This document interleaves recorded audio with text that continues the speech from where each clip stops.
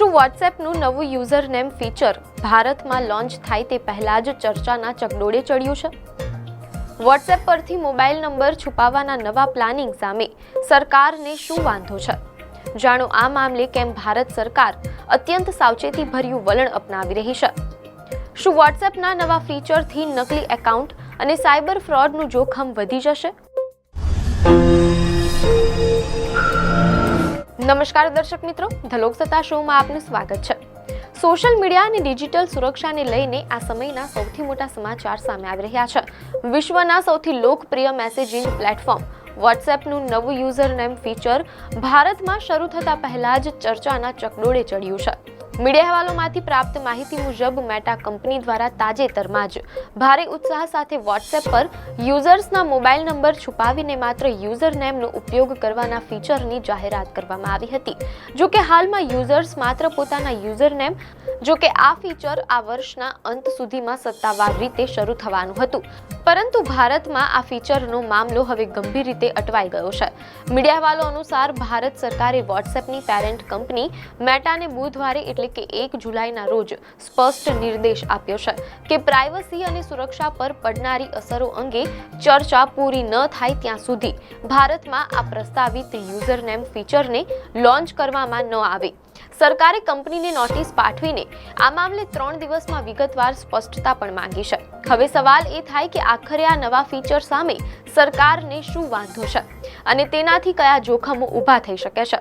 મીડિયાના અહેવાલમાંથી જાણવા મળેલ છે કે વાસ્તવમાં સરકારી સત્તાધિકારીઓ અને તપાસ એજન્સીઓ આ બાબતની ઊંડાણપૂર્વક તપાસ કરી રહી છે કે શું આ યુઝર નેમ ફીચરમાં સાયબર ઠગો દ્વારા થતા દુરુપયોગને રોકવા માટે પૂરતી સુરક્ષા વ્યવસ્થા છે ખરી?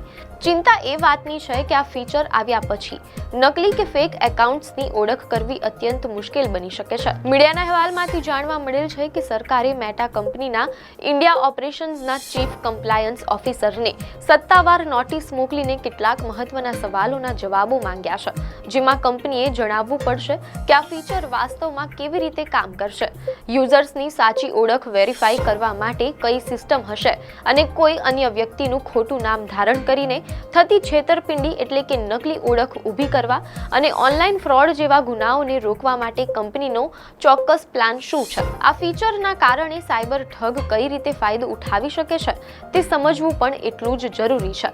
અત્યાર સુધી વોટ્સએપ એકાઉન્ટ સીધું મોબાઈલ નંબર સાથે કનેક્ટેડ હોય છે, જેના કારણે સરકાર અને સુરક્ષા એજન્સીઓ માટે એ જાણવું એકદમ સરળ રહે છે કે તે મોબાઈલ નંબર કોના નામે રજીસ્ટર્ડ છે અને તેનો અસલી વપરાશકર્તા કોણ છે. પરંતુ યુઝર નેમ સિસ્ટમ આવી જવાથી પ્રોફાઇલ પર મોબાઈલ નંબર દેખાવાનું બંધ થઈ જશે અથવા તો તે જોવું મુશ્કેલ બની જશે.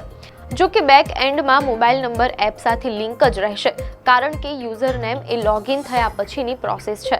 જેમ કે કોઈ જાણીતી વ્યક્તિ કે સંસ્થાના નામે નકલી યુઝર નેમ બનાવીને લોકો સાથે મોટી છેતરપિંડી થઈ શકે છે. જો કે આ મામલે વોટ્સએપ કંપનીએ સ્પષ્ટતા કરી છે કે મોટા નેતાઓ, સેલિબ્રિટીઝ, પ્રતિષ્ઠિત વ્યક્તિઓ અને કંપનીઓના યુઝર નેમ પહેલેથી જ રિઝર્વ એટલે કે સુરક્ષિત કરી દેવામાં આવ્યા છે, જેથી કોઈ અન્ય તેનો દુરુપયોગ ન કરી શકે તેમ અહેવાલોમાંથી જાણવા મળેલ છે. અહેવાલો મુજબ વોટ્સએપના પ્રવક્તાએ સત્તાવાર નિવેદનમાં જણાવ્યું છે કે યુઝર નેમ વાપરવાની આ સુવિધા હજી સાર્વજનિક રીતે શરૂ કરવામાં આવી નથી અને આ વર્ષના અંતમાં તેને ધીમે ધીમે રોલ આઉટ એટલે કે તબક્કાવાર રીતે લોન્ચ કરવાનું આયોજન છે. જો કે મીડિયાના અહેવાલમાંથી એમ પણ જાણવા મળેલ છે કે કંપનીના જણાવ્યા અનુસાર અન્ય યુઝર્સે જો તમને મેસેજ કરવો હશે તો તેમની પાસે તમારું સાચું યુઝર નેમ હોવું ફરજિયાત રહેશે. સુરક્ષાના ભાગરૂપે કંપની એ પણ નક્કી કરશે કે કોઈ એક એકાઉન્ટ કેટલા નવા લોકોનો સંપર્ક કરી શકે છે. આ સિવાય કોઈના યુઝર નેમનો અંદાજ લગાવીને વારંવાર સર્ચ કરવાના પ્રયાસોને પણ બ્લોક કરવામાં આવશે. કંપની એવી આધુનિક સિસ્ટમનો ઉપયોગ કરશે જે નકલી ઓળખ ઊભી કરનારા એકાઉન્ટ્સ અને શંકાસ્પદ ગતિવિધિઓને ઓળખીને તાત્કાલિક હટાવી દેશે. વોટ્સએપ યુઝર્સને કોઈ પણ અજાણ્યા મેસેજનો જવાબ આપતા પહેલા એ પણ સ્ક્રીન પર બતાવશે કે મેસેજ મોકલનાર નવું એકાઉન્ટ છે, કોઈ કોન્ટેક્ટ લિસ્ટમાંથી છે, મ્યુચ્યુઅલ ગ્રુપનો સભ્ય છે કે પછી કોઈ અન્ય દેશનો નંબર છે. આ મૂંઝવણને દૂર કરવા માટે વોટ્સએપે મોડી રાત્રે પોતાના સત્તાવાર એકાઉન્ટ પરથી ઘણા સવાલ જવાબો પણ પોસ્ટ કર્યા છે, જેમાં સ્પષ્ટ કરાયું છે કે શું યુઝર નેમ રાખવું ફરજિયાત છે કે નહીં, મનપસંદ યુઝર નેમ ન મળવા પાછળના કયા કારણો હોઈ શકે છે અને તમારા ઇન્સ્ટાગ્રામ કે ફેસબુક યુઝર નેમ સાથે વોટ્સએપના યુઝર નેમનું શું કનેક્શન છે?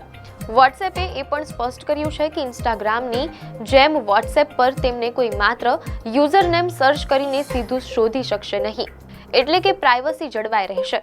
આ બધા છતાં પણ ભારત સરકારની ચિંતા ખૂબ જ વ્યાજબી માનવામાં આવી રહી છે, કારણ કે ભારતમાં સાયબર ઠગાઈ, નકલી રોકાણની સ્કીમો અને ડિજિટલ એરેસ્ટ જેવા ગંભીર ગુનાઓમાં વોટ્સએપનો ઉપયોગ બહુ મોટા પાયે થાય છે. સાયબર ગુનેગારો વોટ્સએપ પર શંકાસ્પદ લિંક્સ મોકલીને યુઝર્સના મોબાઈલ હેક કરી લેતા હોવાના કિસ્સા અવારનવાર સામે આવે છે.